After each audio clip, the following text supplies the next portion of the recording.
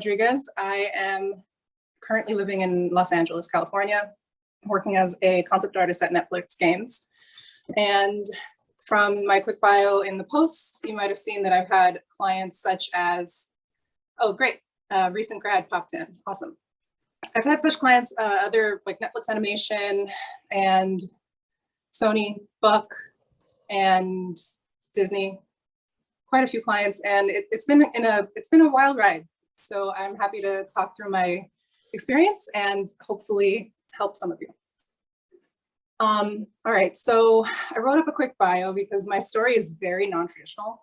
And I think it's important to say that up front because I understand that a lot of you may have that same experience where you feel like you didn't get into the right school or you didn't get into the right internship. Some people may not have gone to art school at all and trying to navigate this world of being a working artist. And I always knew that I wanted to be an artist. And I think that you could probably understand that as well. If I go for too long without creating art, I kind of get depressed. It's just a thing that I think I never really had a choice. And I feel like a lot of people probably can relate to that. So, I had some rough times in my life, but with that being said, I always knew what I wanted to do. I just had to figure out the specifics, right? So when I first got started in this path, I was living in the Bay Area growing up, Bay Area in California. So I was born in Santa Clara and I moved around the Bay Area a bit. I ended up in this small town called Tracy, California, which is in the Central Valley. I went there, I moved there when I was about 12. I went to high school there. It was a really quiet place and at first I really hated it. I kind of went kicking and screaming because I loved my little small knit town in Redwood City. All my friends were there and 12 years old is such an awkward age to be moving around. I know a lot of people have experienced multiple moves in their life and, just that one big one was a lot. So I feel you if that was your experience as well. But anyway, I'm just going to skip all the way, to high school. I kind of was already in the mindset of just getting out of that town. I mean, granted, it was great. I had a really great childhood there and I made a lot of great friends there, but I knew pretty early on that I just wanted to, I needed to be like in a city. I needed culture. I needed more artistic outlets. The biggest city near me was San Francisco. I loved going there for plays and museums and hanging out. So it was kind of a no-brainer for me to apply for school there. Throughout high school, I did really well. I kind of wanted to keep my doors open. So, I took AP classes in calculus and math, and I tried to keep my grades up in all subjects. Probably up until like halfway through my junior year, I realized that I was going to go to art school. That was not going to change. And I was going to do everything that I needed to get there. So I kind of threw a couple of things out the window. I stopped really worrying about calculus and statistics and things. It was never really my jam anyway. I know. But yeah, so I looked at the Academy of Art University in San Francisco. I was able to cobble together an illustration portfolio from my AP art classes. I took AP art class from junior to senior year. By the time I was a senior, I had 2 periods of AP art. So I was like fully invested at that point. I didn't learn that much about what it meant to be a working artist. I think that was really just incredibly helpful to get used to trying a lot of things as an artist. And we had group crits as well. So that was my first experience doing that. And it was just really helpful for the social aspect of being an artist and, getting your hands dirty, trying a lot of things. So I was able to get a scholarship for the Academy of Art and start a term early. So I started in the summer before the full fall term started.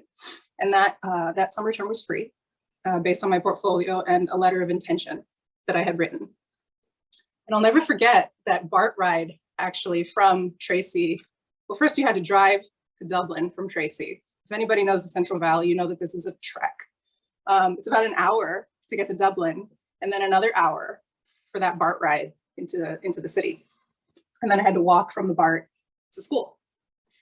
So it was a big investment and a big hurdle, but I'll never forget that ride. My mom came with me on the ride and she read my letter of intention And I talked about her in the letter because my parents were always super, super supportive. And I just remember her like kind of quietly crying, sitting next to me because, it just meant a lot to me.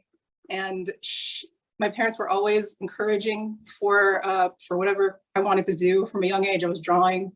So I'm really grateful for that. I don't know that I would have gone the way that I did if it wasn't for that.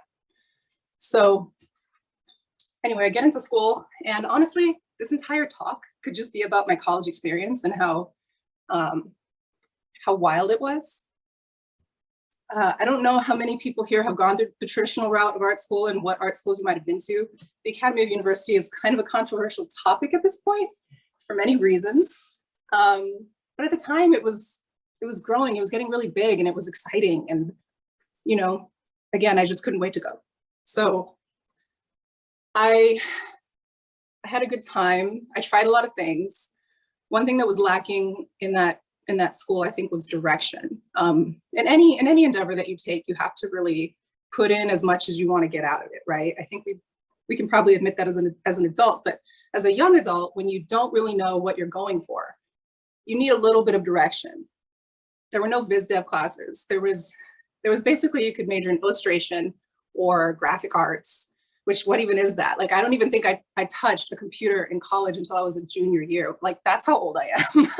We didn't even have a Photoshop class until I was in my junior year. And I remember being very, very like averse to it. I was like, I don't want to have to rely on a computer. Are you kidding? I just wanted to play with my paints and my charcoals. And I don't know what I was going to do with that. I think at the point that I was at, the only working artist career that I saw as viable was like an editorial illustrator, for magazines, like a New Yorker artist or something like that. And at the time, the concept artist position was also very new. If anybody's familiar with Massive Black or with the Atelier, those places were the only like beacons of being like a offbeat artist, being like even entertainment artist was a new term. I didn't know what that meant, but I saw the digital artists at the time starting to come up, and honestly, I didn't really like what I saw. It was a lot of like naked girls with swords and dragons and weird creatures. And, it was really cool to look at. It wasn't my thing. I was still finding what my thing was, to be honest, but I knew it wasn't that. And at the time, like I said, my school didn't really have a lot of direction. I remember going to my guidance counselor. She was a very sweet lady. I think her name was Helen. And she tried to help me pick classes each year for the term towards my degree. And I just remember her being so lost. Like, also, I think a lot of schools have realized that they need to have people in those positions that have some kind of experience in the field that they're, meant to help guide you in. Because I literally went to her and I had a bunch of classes that I liked, and she's like, okay, she just fit them into a schedule. And that's what I got out of that. So needless to say, I'm a kid. When you start college when you're like 17, 18 years old, you just want to do everything. So that's what I did. I did everything. I took watercolor classes. I took, 3 years of figure drawing classes. That started to fall off towards the end as well because it's just so time consuming, and I wasn't very good at it. That's another thing. I think that if you are in school and you're one of these people that you feel like you're a late bloomer, don't feel bad, because I definitely was. I was always like looking over the shoulder of other artists that are better than me. And it was social media before social media, basically. Just trying to keep up with the other artists. And it becomes a very myopic way to live, right? Because you start to, when you're in school, you're in a bubble. You don't really know what else is out there. You just know that where you are on a scale of 1 to 10 based on the people around you. And it can be good learning experience, but if that's your only exposure, it can be kind of detrimental. So it was a bit of a struggle for school. I've always had to work while I was in school. I've never had, someone's asking my year, and I'm a little bit nervous to say it because it's going to age me, but I finished in 2012. And I actually had to take a year and a half off in between that because life, my parents didn't have a lot of money. I was actually the first person to go to college in my family and finish to get a degree. So we had really no idea what to expect from anything. Like we were complete newbies. We didn't have any info about loans, about like basic stuff. We didn't know any of it. And my point of view, again, I just wanted to get out and go to school. I was going to be I just figured that I would take care of all that stuff later when I finished school. That was my thinking. And I really wish that I had some kind of financial advisement at that point, because I'm kind of still living with the debt at this point. Long story short, to get to that. But the point of that is to say that I've always had to work. I've always had to support myself. During school, my mom got really sick, so I had to stop school for a bit to help with her care and to just support myself and pay rent. I was still commuting back and forth quite a bit from Tracy, that long commute that I described, into the city with help from my father. He worked in the Bay Area, so I'd catch a ride with him in and out of school. Most of the time, he had to get up at like 4 o'clock in the morning to go to work. And that was my only ride into town. And if I missed it, then I missed it. So I would have to get up at 4 in the morning, travel all the way to Barton to San Francisco, and I would get into the city around 7 a.m. Like nothing is happening at 7 a.m. I think some of the school buildings weren't even open. I was just like wandering around at coffee shops and stuff, waiting for class and thinking about all the things that I was going to do and my homework. And I finished a lot of homework on the BART. So yeah, it was a rough time. I finished in 2012. And at that point, I had not much of a portfolio to show. Again, I had no idea what a biz dev artist was. I had no idea really what a concept artist was besides dragons and naked girls. And, I just wanted to be a working artist. At this point, my whole goal was to be a working artist, which is not very specific, right? It's a very broad term. And, I was able to kind of get random freelance gigs in the city. A couple of my first jobs were doing storyboards for like local filmmakers. That was a really interesting kind of deep dive into being an independent professional. I had to learn how to do invoices and learn how to like professionally draft emails. And, I was faking it till I made it. I was, 20, 22 years old or whatever. So during that time, I learned a lot. I cut my teeth into, the independent world. And I also had a full-time job all through that. I had so many random jobs. Through college, I was a dog groomer. I love dogs, so I figured that would be a great fit. But it's really not that great. Once you get into it, 4 years in, it's a commission-based job also. So you don't really get to spend a lot of time with the dogs. Every dog is kind of like, it's just more money every time a dog comes in. So I ended up having to leave that job because it was a lot of work for not much pay, but, it got me through college. After college, I ended up having to take, just like front desk jobs, retail jobs, whatever I could do just to pay rent. Because at this time I was fully supporting myself and living in San Francisco. My parents pretty much spent from all the expenses of medical care and life. I mean, the recession was happening. It was fully happening at that time. It actually started to happen while I was in college, which was another factor in my break. So, after I graduated college, I actually lost my mother. She suffered from pancreatic cancer. It was a very quick and sudden thing. And, basically within 6 months of getting that call, she was gone. She did get to see me graduate, which I'm grateful for, and which I know that she really wanted to see because she had sacrificed so much for me to go to college. And both of my parents did. So, that was a driving factor for me to finish as well. And I just remember one specific day of going into one of my random jobs. It was like a sales job. You're going to think that this is olden times because I was literally like a door-to-door salesman for, I don't know, like a year, just selling like discount travel packages or whatever. Like literally I was just trying to survive. And during this time I was looking back, I think I was a high functioning depressive because I wasn't creating any art. I was just trying to survive. We didn't really have a lot of mental health or therapy in my family. So the discussion of depression never really came up. But now with all of the discussions about mental health, I look back on that time and that's definitely what I was experiencing. But I remember one day going into work, just being miserable, hating everything. I wasn't paying attention on the highway. Literally just wasn't paying attention. I fully admit. I crashed. I like rear-ended somebody. It was like bumper to bumper traffic. And I just rear-ended the person in front of me. And I called my job. I told them what happened. I said I couldn't come in. And then I literally just never went back to that job. I'd like just close that door.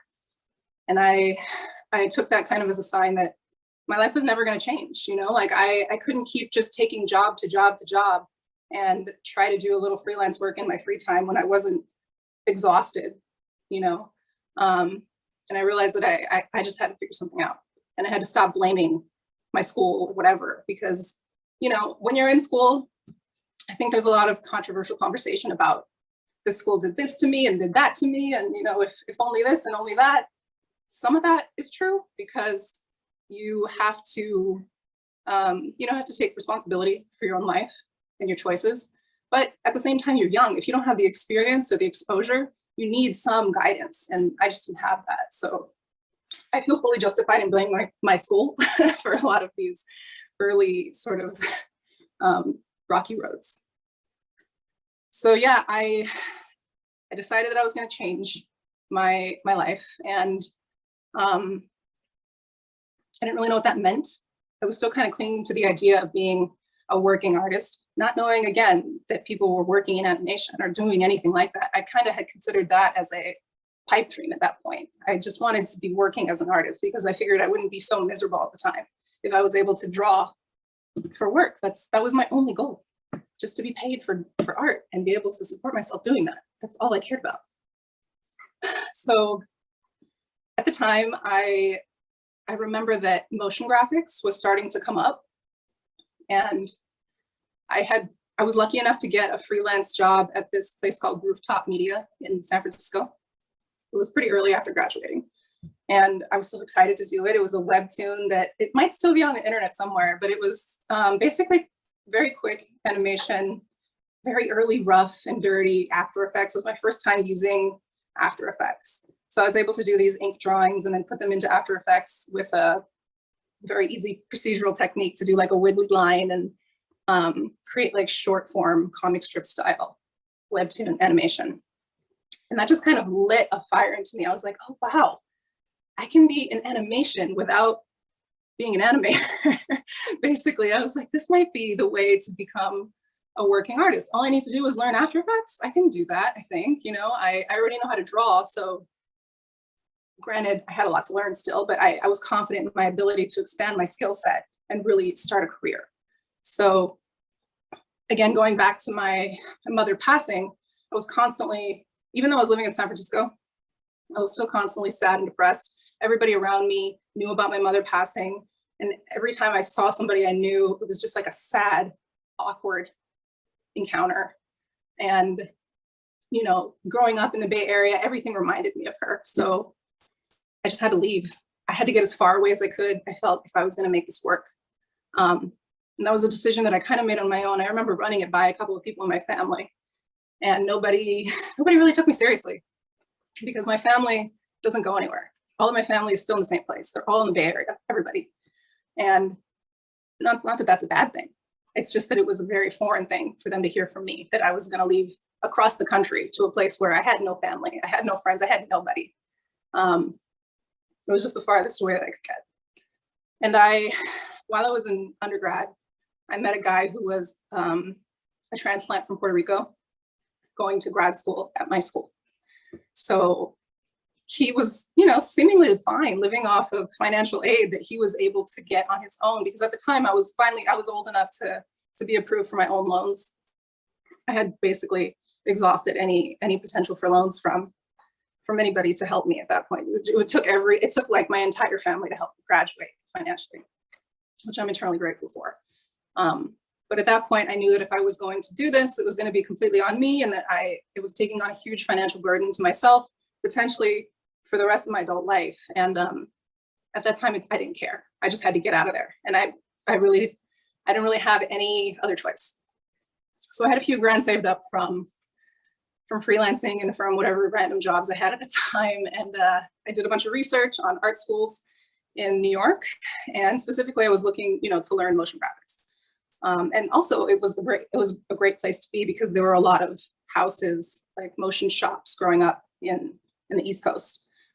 Even today, you can kind of think of like the East Coast as motion graphics and the West Coast as like traditional animation shops. There's a bit more of a mix now, but at the time that was definitely the divide. So, you know, this is, I think, the point where I really started to learn about being as resilient as possible, because again, I didn't know anybody. I didn't know what I was doing. I just knew that I needed to get there. I reached out to a bunch of alum from the same discipline that I was looking at in New York. I was looking at Parsons, the new school. They had a grad program called Design and Tech. It's kind of a mix of coding, web design, game theory, and they had some motion graphics classes. It wasn't their focus. I actually wanted to go to SVA, but I think I was on the waiting list when I submitted my applications, and Parsons accepted me right away. So I was like, cool, I guess I'll do that. And on top of that, I got a scholarship for my first term with Parsons. So it kind of seemed like a no-brainer. I was like, well, I'll make it work. You know, that's kind of been my motto in life. I don't really know what's going to happen, but I'm going to make it work.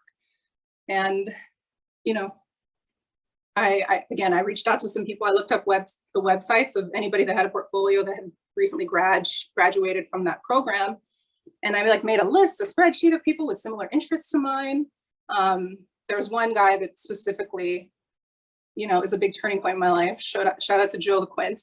He had at the time a portfolio that was a mix of like comic book art and web design and coding. I was like, oh, you can be an artist and go to this school and still get something out of it. So I reached out to him. We ended up becoming great friends, and he actually invited me out to show me around town. And he actually invited me to meet a lot of people that he went to school with. So I, you know, sight unseen, bought a ticket to go to New York City, meet this guy that I had only met online. You know, it sounds really bad. I don't recommend this to anybody, but this is the kind of mindset that I was in. I just needed to take a chance and went there, had a great time. I met a bunch of people that went to that school. And I remember going to this barbecue place, and there was like just a giant table of people that were just there for me to ask them questions. Incredible. And I remember being super overwhelmed. I went to the bathroom at one point and I was just like, I just had to breathe because it was very surreal. You know, I was really making something happen and I wasn't sure if I was ready for it. But I think I just noticed at that point in my life that if you really work hard at something and you really focus on something, you can make it happen. And it may be more amazing and more all-encompassing than you ever thought. So that was a great introduction.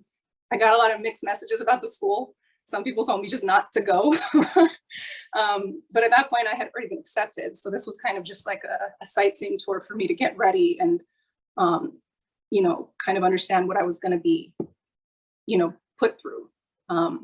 New York City it can be a culture shock. Granted, I lived in San Francisco for maybe 6 years before this. So I had a little bit of a stepping stone into big city life. But if I hadn't had that, I don't know that I could have handled it. It's just so intense. If anybody is there, you know what I mean? It's hard to explain. It takes a toll on you. I think I already had kind of a personality that was very go get 'em and very like intense. And that just amplified that living in New York. So I already made the decision. I was, you know, my biggest hang up was winter. You know, I'm a California girl. I don't like the cold. So I was pretty afraid of that, but it wasn't enough to keep me from going. Yeah, so again, I had a few grand in my pocket. Most of that money was for the ticket and to pay for my down payment on an apartment in Brooklyn, where I moved in with two people that I didn't know, completely sight unseen. I looked at the place on Craigslist. I don't remember what website, but I looked at the place. I was like, whatever, it's a building, it's an apartment, right? I need a place to live. And and I went. I had like one duffel bag on me. And I also remember telling my friends again and my family that I was leaving, and they were like, wait, what? You're doing what? It was like I hadn't ever mentioned it, and I had been talking about it for months. But that's how much of a surprise it was to my family. So you can get an idea of my upbringing, that we just don't leave and go places like that. It's what are you doing? What are you going to do there? Who's going to help you? You know, I didn't care. I just wanted to go. I think that I learned a lot about myself because I had a lot of struggles, internal struggles about, does this mean that I'm a selfish person? Does this mean whatever? But, you know, I had to let all that go because, again, I just needed a fresh start so that I didn't have to be reminded of how sad I was. I was just really sad at the time. And I I needed to get into a new headspace where nobody knew me, so that when I met somebody for coffee, it wouldn't just be this sad, awkward encounter. I would have a fresh start. And, grief is something that you take everywhere with you. It's not like I was leaving all that behind, and I knew that. But I felt like this was a way for me to navigate that and really control it on my own terms. And on top of that, I was just excited to start something new and to have finally a path towards a career that worked for me. So Parsons was great. It was a 2-year program. I learned so much. I learned 3D modeling. I remember my thesis was a fully VR horror experience. I worked on it for 2 years. I modeled all the characters. I rigged them. I textured them. I learned every aspect of pipeline of 3D animation. And I had some friends help me with the coding because that never really clicked for me, to be honest. If anybody's thinking about Parsons in this program, you're really going to get the most out of it if you go for coding. But I was very averse to it the whole time, and I was there for other reasons. So, with all the experience I had in mind, this college experience was much better because I knew what I wanted to get out of it, and I knew how I needed to navigate around that. But with that experience, it opened up so many doors for me because now I had animation experience, I had modeling experience, I even had some game design and game theory experience. So after graduating, it was about a 5-month period that I didn't have work. That was rough because I didn't have any more financial aid. I just remember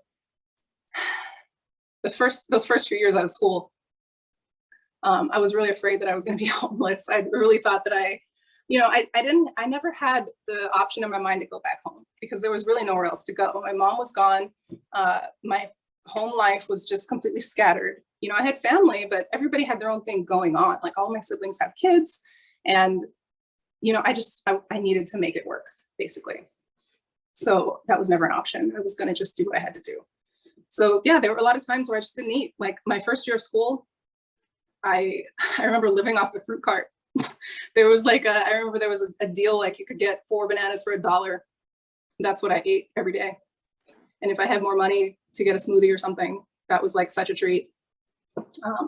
So I lived like that for a while, and it was fine. I loved it. I didn't care. I was going to school. I was meeting people. I was learning so much.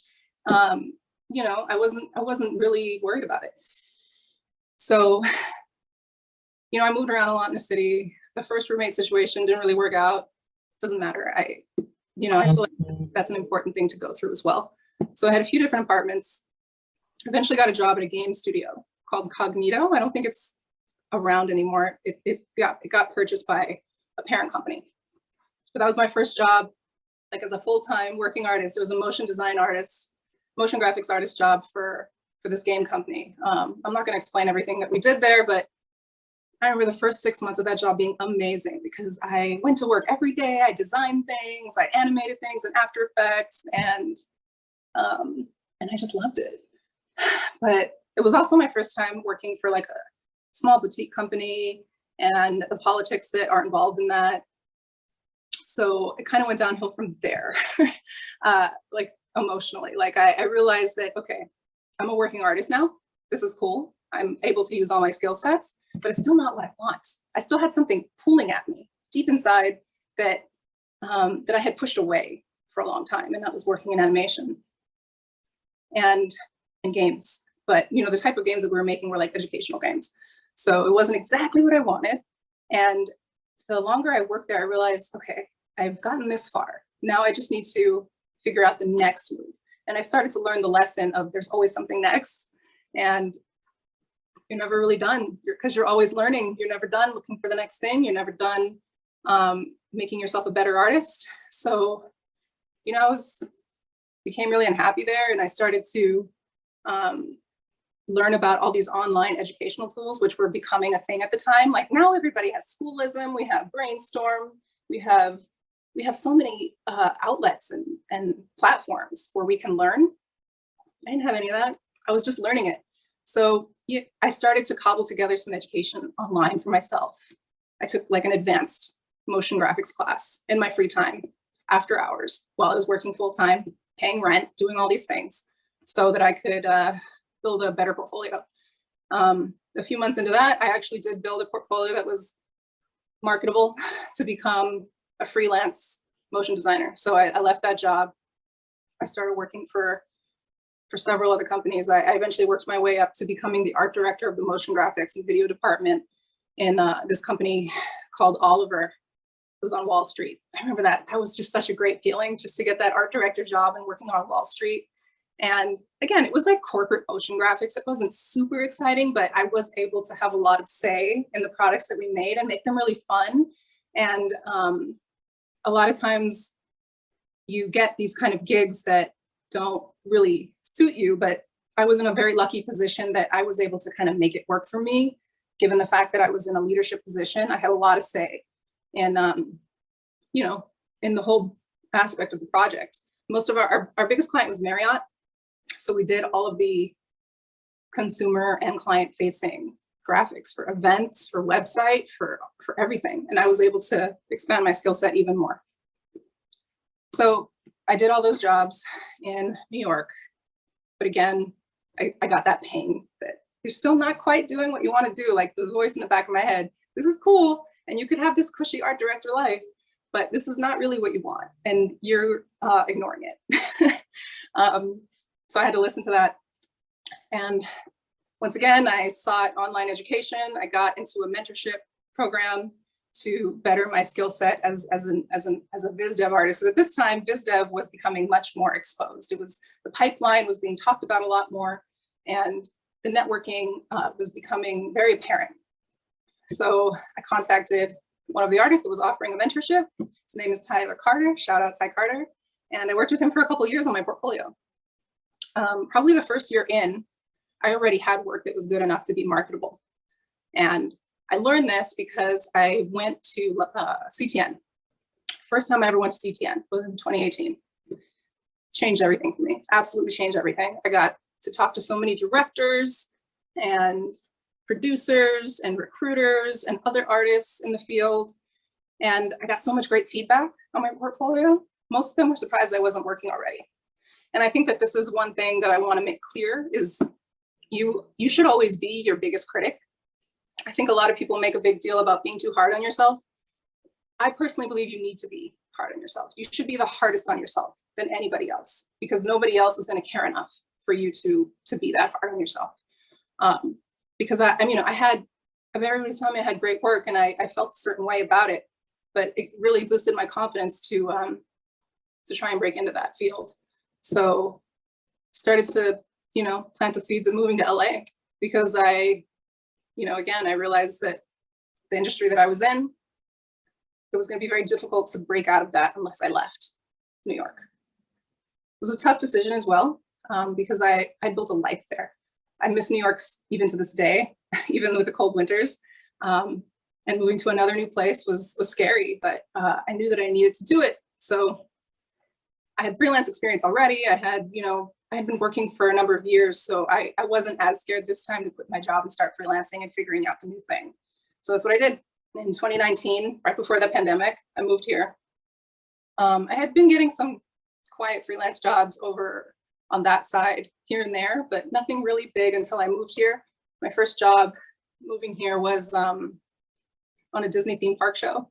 I was a digital map painter for this new show. They were building a new castle at Disney Hong Kong. So it was so exciting. It was like projection mapping, and I was doing paintings that were going to be projected onto the Disney castle.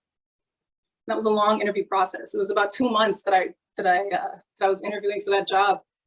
Here in LA, there's so many incredible artists. So I can understand they had a lot of people to go through. So I did that.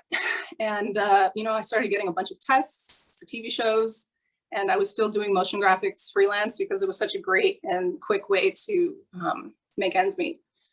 But ultimately, my goal was to drop the motion graphics, at least for a time, and just completely support myself as a concept and biz dev artist. And it really wasn't long for me to do that. After that Disney job, I had several other freelance jobs. I worked with Sony. I worked on a lot of really cool, weird indie projects. That was like my thing at first, and I loved it. I loved the hustle of it. Like, I got this job with Andrew Chesworth, an award-winning director.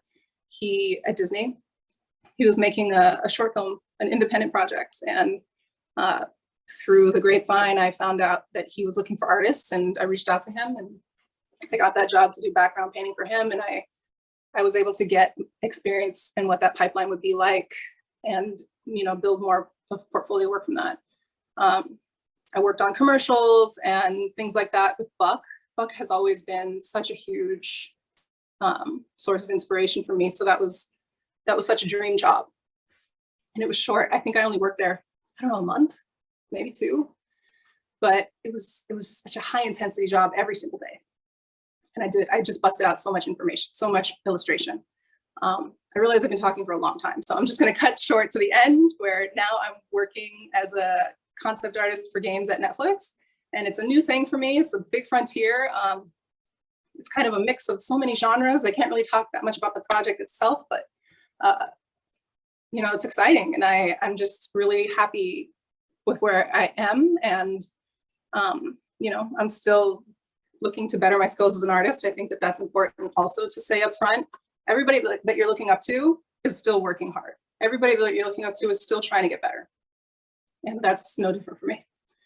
So I don't know if there's any questions, but I could definitely keep rambling. But if anybody has questions, I feel free to ask. I see that somebody mentioned Parsons. Jenny, don't recommend going to Parsons to major in illustration. You're right, I don't either. I think the grad program didn't have illustration. That was an undergrad program, but I had also heard mixed reviews of that program. I mean, it's definitely more of a very technical based. I mean, it definitely depends on the director of the program at the time. At the time, the director of the program for me was much more focused on web design, UI, and creating these experiences. Before that, there was an animation director that I just missed. And I think that if I had gone there when she was the director, things would have been pretty different. Let's see, did any of the connections you made in school help you out in your career? I think yes and no. Because I had non-traditional background. I mean, I went to the Academy of Art, but that was such a mess. None of those connections ever panned out to jobs. Parsons, I think Parsons is one thing that you'll know about living in New York, it's a very small world.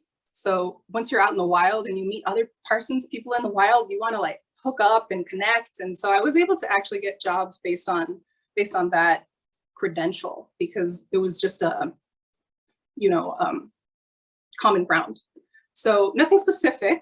You definitely still have to keep up your own networking skills for things like that to happen. But most of my connections that led to jobs came much after that, much after that. Like the Discord groups that I'm in now, Instagram and Twitter, social media has been much more helpful than any school connections that I had.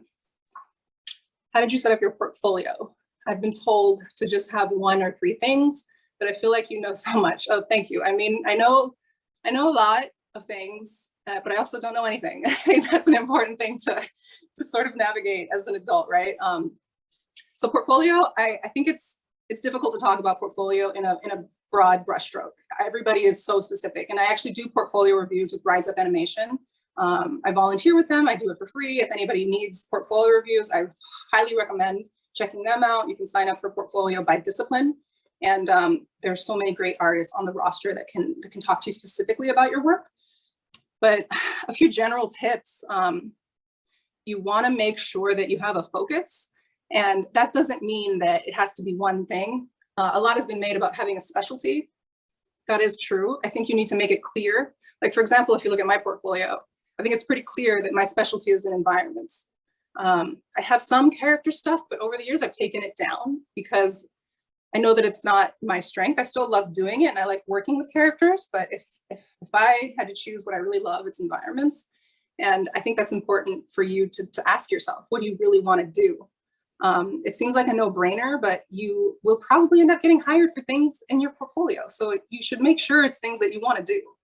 And then as far as like specific presentational stuff, you know, just like overview of things that recruiters and directors want to see. They want to see your thought process. They don't want to just see finished paintings. They want to see sketches. And that doesn't mean a bunch of random mess of sketches. For example, if you have a beat painting that you made, They want to see a variety of sketches of different shots, like different camera angles, different lighting that led you to get to that point.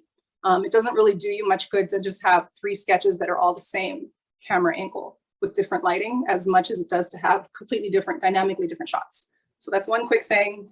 I would also recommend having your picture in your bio. We like to hide behind avatars and stuff in social media, and that's great, but in a professional setting, people want to see your face. So if you have a LinkedIn or if you have an online portfolio, I'd recommend putting a picture of your face. Just with a short bio, and 100% make sure your email, your contact is front and center on every page. It's super clear to find. That would be my quick tips for portfolio. The place, Rise Up Animation. That's where I would recommend to get specific portfolio reviews. And I could speak for an hour to a person just about their portfolio. So it's a big topic. You've managed to narrow yourself down, but it sounds like you took a long time to figure out. Yeah, it's true. A lot of that I attribute to mistakes that I made in my youth, just being like so impulsive and not thinking about consequences. Like, again, going to college, I just wanted to go. I didn't care about the money. I didn't care. I figured that again, I'd take care of that later. That's future me's problem. And that really holds you back, because all of a sudden you graduate college and you're an adult and you're in the world and you have bad credit. So how does that affect you? You can't get an apartment, you can't get a car, you need help on all these things. Or if you get those things, it's gonna be crappy. The only apartments I could get with my credit were, like, I was commuting into Manhattan, for example, and out of school I got an apartment in the Bronx. Okay, that's the only thing that I could get with my credit and with my financial situation at the time. All these things are important. Again, I kind of don't blame myself that much for it, because I just didn't have any guidance. And although my family was incredibly supportive, they also didn't really have the kind of wherewithal to figure these things out. I was the first person in my family to go to college. So I think I set the standard, and I set a lot of fear into the younger people in my family about going to college now. But, again, I just always followed what I wanted to do. And if I was unhappy, I really took that to heart, because I know so many people that live their life unhappily, and you don't have to. You really don't. I know that that's a really easy thing to say, but I've only broadly brushed over some of the things I've been through. And I understand that life is hard, but you really have to take responsibility for your life at some point. How do you advertise your skill set as a viable candidate when transferring into a new industry? Well, I love this question. I'm trying to pivot into animation from tech and trying to make up for the non-traditional background. I love this question. I think it's so daunting to go from one industry to the other. And I think I've done it like 3 times. So I could talk about this all day. But the first thing that you need to do is research. Research. You need to have a visual library of all the people that you look up to.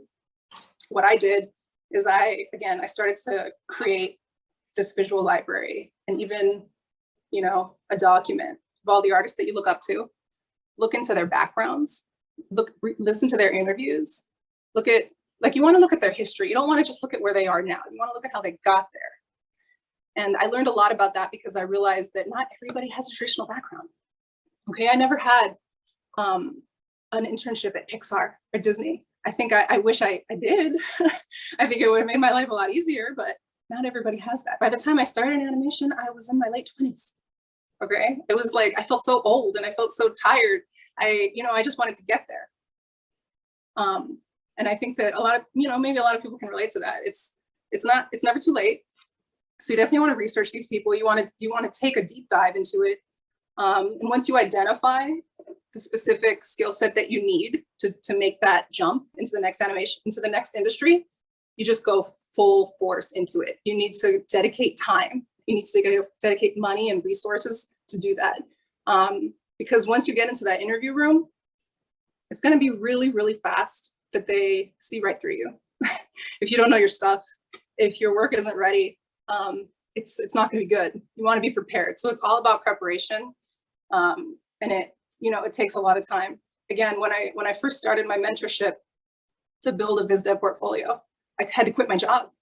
Okay, I was working freelance here and there, but I was basically working 40 hours a week on my portfolio for months.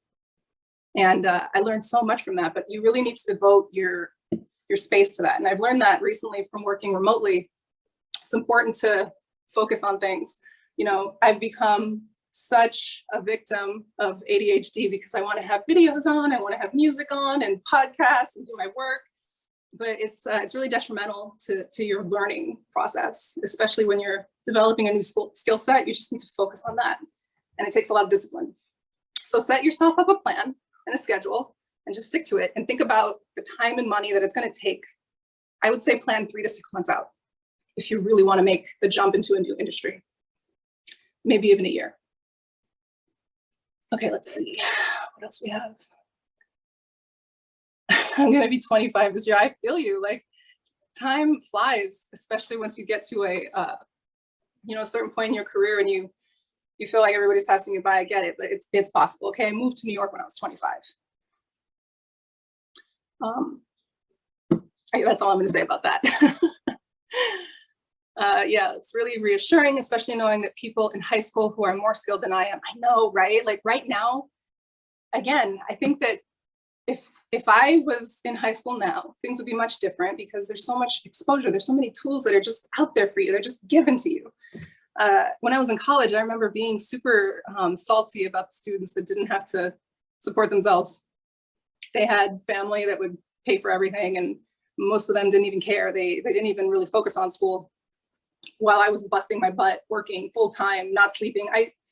My boyfriend makes fun of me because I sleep so much now. Like I'm not a morning person. I never have been. But all through my 20s, I didn't sleep. Okay, I had night jobs. I was running on 2-3 hours of sleep in class. So I take sleep very seriously. But there is a time in your life, I think, where you really have to grind that out. And you're 25, you're young. You should be able to handle 3 hours of sleep. All right. But yeah, I agree with you.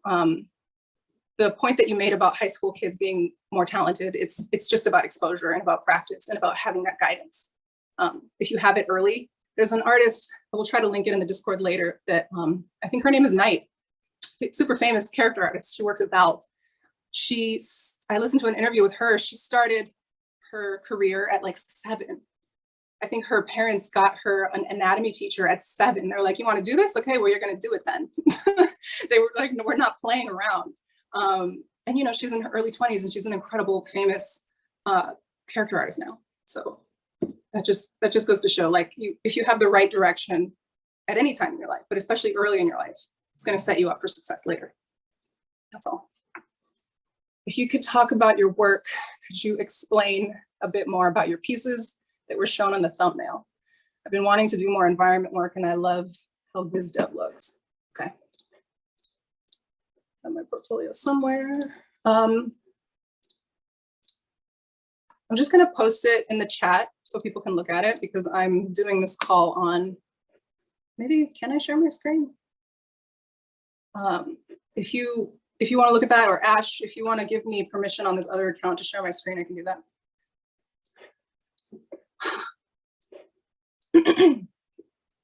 I wish I had older work in here because I think it's really important to look back at the older work that got me into my first jobs, like my high school work and even my college work. A lot of that stuff I feel so bad about. I don't even know where it is. Like, I think my father has some paintings that I did in college, but I've moved so much. I moved across the country 2 or 3 times. I don't even know where most of it is.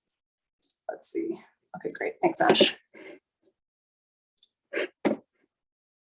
Okay. I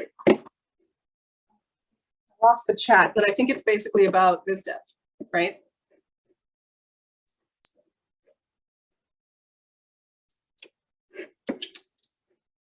Where is it? Here's the chat.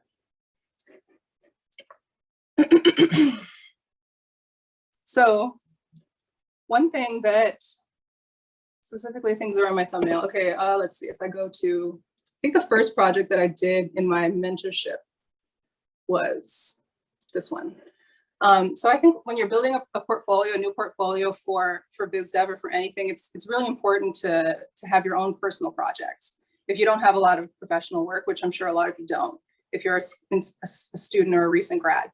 So you have to show that that effort. You have to show that initiative that you can come up with a story on your own time. You can also take a story that's already existing. Like, for example, I took a short story that I found online that I really connected with. My reasoning for that was that I didn't want to do like Alice in Wonderland in space or like Little Mermaid on Mars or something, like you could do that. And it's an interesting exercise, but there's so many portfolios that kind of do those things already. And I wanted to kind of set myself apart.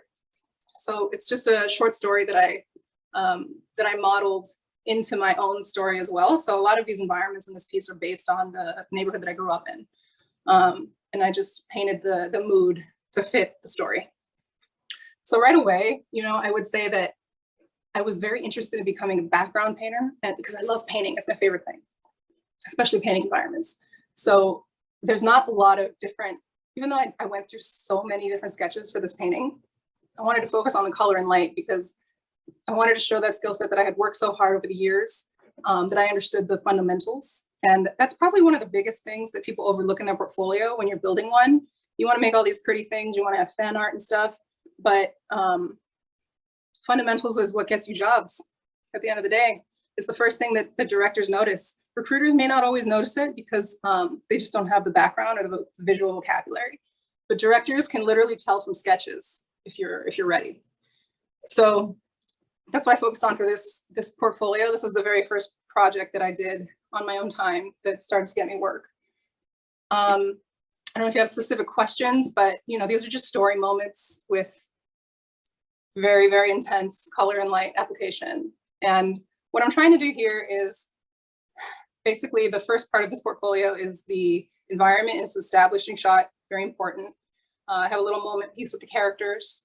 And then I have, development of this environment. Again, my focus is environment, so that's where I'm focused. I have turnarounds and stuff of these characters, but that's not my focus, so I didn't include it. Props are important to a project. So I have, this painting of a car that fits the story, a little bit of development around the car, just to show that you can work in the pipeline. You can hand this off to a 3D artist, to the rest of the team. This first painting showcases the goal for the 3D film or whatever. And that's helpful to texture artists and to everybody on the 3D team. And all this stuff down here as well is helpful to the team. You want to make sure everything you're putting in your portfolio is helpful to the rest of the team. You always want to be cognizant of the next person that's going to touch your work. These two pieces are incredibly important, having like some kind of isometric design showing the breakdown. You don't necessarily need to color and light it to this level, but I found it helpful for me at the time because I was still learning and figuring out, basically how to make this a production ready asset. Call outs are very important, especially if you can paint them by hand. Some of them I did, some of them I didn't. I highly recommend painting your texture swatches by hand if you can. It's just more helpful to the team, especially now. The style of animation that we're seeing a lot more is it's kind of like an artist touch. So 2 different rooms that are very important to the story. Just a couple of story elements. I think it's important to make these things look lived in as well, because they can be very clinical. Another moment piece, some development sketches. This is a better example, I think, of the sketch ideation that I was talking about. They're super rough. They're very rough, but this is the kind of thing that you would go through on a day-to-day basis in work. You have to go through this ugly phase. You get a buy-off from the director. And the whole point of this is to show that you can work quickly and make a decision quickly. But also you don't want to be making decisions without approval, right? So this is probably the first stage that you could go through before moving on to a tighter drawing and a final painting. So I picked the painting, I did the drawing. This is not super tight, but it's tight enough to communicate what it needs to do. And at this point, I was getting more comfortable with my skills as a painter, and I didn't need a super tight drawing. I knew what I wanted to say with color and light, so that's as far as I took it to get to this painting here. And then it's important, I think, as well, if you're doing world building, to show a little bit more of the world. It can be super quick and flat like these are. This is kind of like if you go down the street from the house, this is what you might see. The car is there again. And this is the hero house, where what this is meant to communicate is an asset for production, right? This is painted in the way that it should look in the film. I've got, this might be overkill. The layout sketch from left to right, it might be overkill, but I felt like I needed to communicate that for my own sake and for, just for the sake of completing this project. So again, some of these I painted by hand, some of them I didn't. But very helpful. This project is basically what I showed the first time I went to Lightbox, and I didn't really have much more than this. A lot of directors asked me why I didn't have more work, and I had been working on this for so long, and I had a full-time job and everything, and I was in that position of transitioning from one industry to the other. So this was my first step into doing that. Does that answer your question, Michael?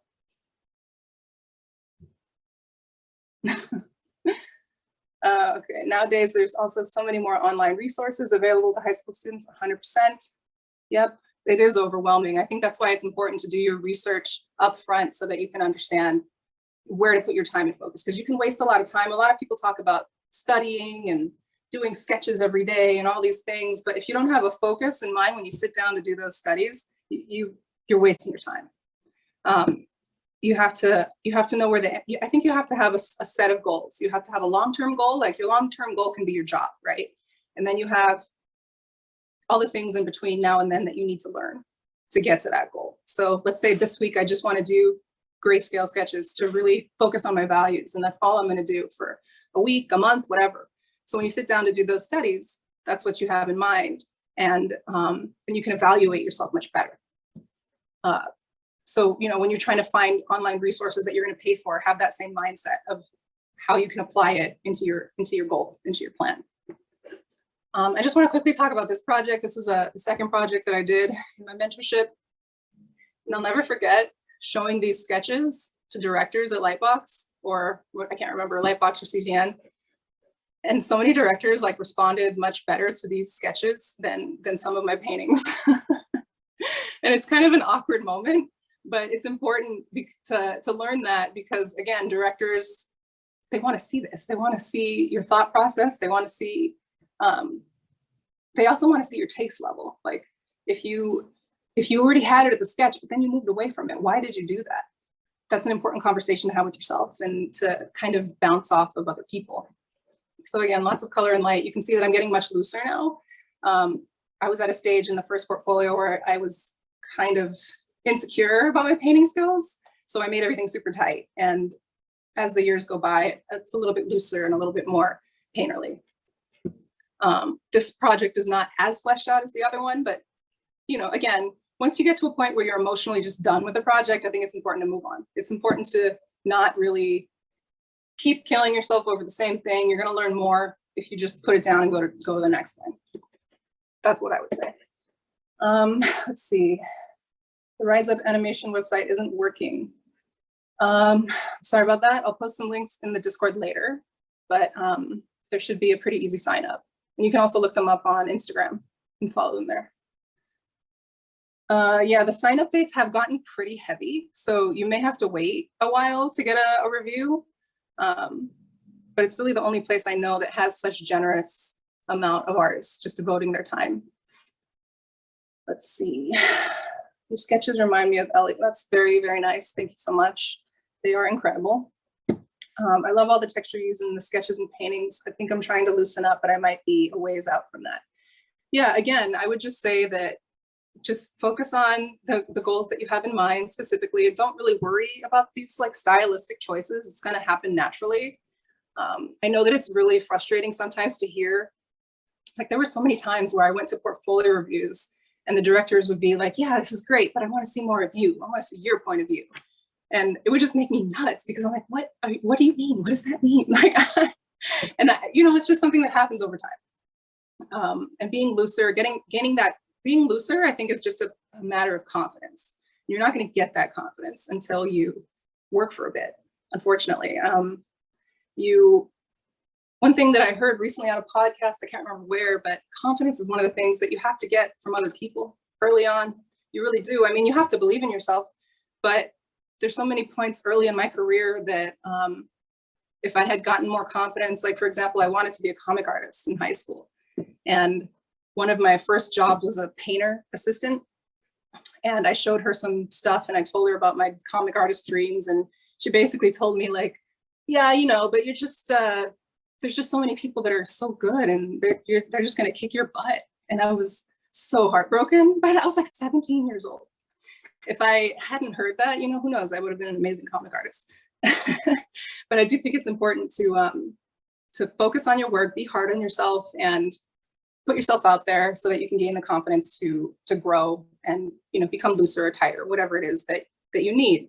For a portfolio, I think it's important to have a mix of things, because there are some applications where tight is what they want. Like my first job as a matte painter, that had to be super tight, right? It was going to be a giant painting on a castle. It needed to be exact. So if I didn't have those tight paintings, I wouldn't have got that job. So, you know, you just have to think about the application of what you're doing at the time. Do you have any resources, readings, or biz dev groups that you recommend? There are a lot. I think that this group that, you know, that we're in here today, I am new to it, but I think it's fantastic that this group is so invested in building this community of students. And honestly, I wish I had something like this when I was in school, because I think that now we're at a point where there's less competition. People are more open about their career and about, you know, talking about money and all these things. And it's important to keep everybody on the same level and to help people grow, because we all want to make cool stuff, right? So why not share the knowledge? I just have this one book. It's on my desk always. Highly recommend. I've actually never met Rob Rupel, but I learned so much from this book, especially doing Plan April, because he really talks about design in a more symbolic way than I've ever seen before. And he goes through like the whole process of how he creates these sketches. So this has been super helpful. I highly recommend that. Another class that I recommend online, if you haven't heard of it or haven't taken it already, is the super popular and famous Tonko House Color and Light course. I learned everything. Like that one class that I spent 2 months focused on was more than I ever learned in 4 years of school, as far as painting. So highly recommend doing that. Let's see, there's another Discord group that I work with called Resolution Art. I'll post links to this later as well. It's a great community where you can post your work, you can share it, you can talk about it. There's a lot of opportunity to get feedback there and to, you know, just to connect. And what I think is great about these social media groups is that you can be anywhere in the world. And there's a lot of people that take initiative to host study groups in different time zones so that everybody can participate and, you know, just kind of hang out and get better. Yeah.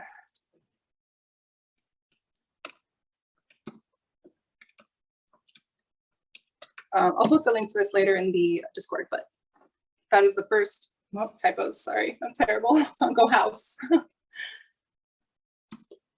That course was complete game changer, absolutely game changer. It just teaches you everything about fundamentals and also about the discipline of painting in a certain way. And it's you know, it's going to teach you a very like reliable system for painting that you may not need later on, but it's a great place to start. I'm not going to explain everything, but recommend it to everybody. Let's see. To be honest, I'm still really unfocused. I think I need to figure out what I want to do more, but it's reassuring hearing how you've been everywhere and eventually figured out. I feel you. I know it's hard. There's so many things to do, especially now. It's a different problem, right? Because when I was coming up, there was no exposure, and now there's so much exposure, but you're still in the same place of confusion. So how do you mitigate that confusion? You really just have to pick a focus in the beginning. And what I think is important to understand about that is just because you pick something today doesn't mean it has to be the same thing forever. Okay, you're just building from one skill to the next. And as you grow in your career, you realize how important that is. Like now working in games, my experience working in 3D animation and doing all that stuff, even though I don't want to rig ever again, I don't want to do UVs or any of that stuff. It's so important for me to have known that and to have had that study, because I can talk to other people in discipline. That's one thing that I think is important also as an artist. You have to have some kind of common ground with other disciplines, whether it's web designers or game designers or anything. It just helps your ability to communicate with that person. about what you're trying to do. So for example, in games, it's especially important because there's so many limitations depending on the platform that you're building for.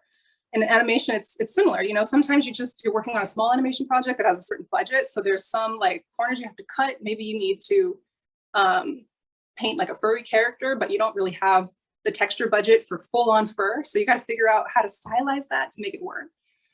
So there's just never a time that you should feel like you're done learning. I think just, you know, spend some time figuring out what interests you and focus on that for a month or two, and then go to the next thing. That's what I would say. All right, so we're at 1:15. I don't know if people want to stay and ask more questions, but this has been really fantastic. I hope that this has been helpful. I think the most important thing that I just want to communicate to people is that you can make it happen. Life is going to happen. It's going to get in the way. But I also want to make it clear that having a job, getting a job is not a goal. I'm sorry, it's just not. You have to think beyond that. You have to realize that once you get a job, it may not be perfect. A job is still a job, even if it's a dream job. I think the first time I heard that was from Fiona Staples. She's an incredible comic artist for Saga, one of my favorites. But she did talk about that in one of her interviews, that even a dream job is a job. You know, you're going to get to a point where maybe people love your work so much that they want to overwork you. And, you know, that sounds like a great problem to have, but you do have to keep in mind that your life is more than your job, right? And what's going to fulfill you after you have that job is an important conversation to have with yourself. And I have it all the time. I'm still figuring it out. You know, I have my dog. I love working from home so that I can walk her in the middle of the day when I need a break from the screen. You know, it's important to kind of figure out everything, work-life balance, and the type of projects that you like. I think one other thing that I want to say about portfolios, if you're doing a project for yourself, a personal project, think about who it's for. Think about the age demographic and if what you're doing is appropriate for that, because that's really important to communicate when you're talking to directors and recruiters. Okay. The job for me is the first step of retirement, traveling the world and changing myself for the better. I'm with you. I want to travel so bad. We were actually planning to go to Italy right before, like in the spring of 2020. Can you imagine? I probably would have gotten stuck there. But yeah, I love traveling. I tried to go every year up until the pandemic. Yeah, so those kind of things are great for you to keep in mind. Like if you want to travel, like, okay, well, what kind of job is going to help me with that? Like right now, I'm super lucky because I work at Netflix and they have very flexible time off, policies. So if I wanted to travel, I can definitely talk about that with my team and figure out how to make it work. So it's important, like when you think about the job that you want, how is it going to help your life, not just the paycheck or whatever, you know. Freelance is really great for that because you have full control of your schedule, and you know, it is a pro and con to that though, right? Because you have full responsibility of getting your next job. But for some people it's exciting, and it's just something to think about. Thanks, Jenny. I'm glad that you liked it. I'm on the Discord now, so I'll be around if anybody wants to chat. I'm happy to keep, connecting with people. Oh my gosh, getting out of your parents' house is so important. Get out. Sorry, my thing is dying. Yeah, I do think that at a certain point, it's not for everybody. I know people that are still living at home and as adults, and you just have to, again, figure out your financial situation. And if that's where you are, you have to be at home for collecting resources and building your nest so that you can, fly the coop in a better position. It's totally fine. Again, I wasn't fully ready to leave home when I did. I just emotionally I had to do it, and I learned a lot of lessons that way. But again, I think that there are two types of people when it comes to working hard, and it's very simple. You either just want to do it or you don't. You just have to figure out which person you are, and then don't feel bad about either one. You just have to kind of mold your life around the way that you want to live. That's what I would say about that. All right, great. So speaking of work, I actually do have to get back to work. So thank you so much for everybody for all the questions. I I have, I've never really been able to have this opportunity to tell my full story in this way. And I'm glad that you guys are here to hear it and receive it. So let me know on the Discord if anybody wants to connect further, and I'll post some links there from some of the things that I talked about.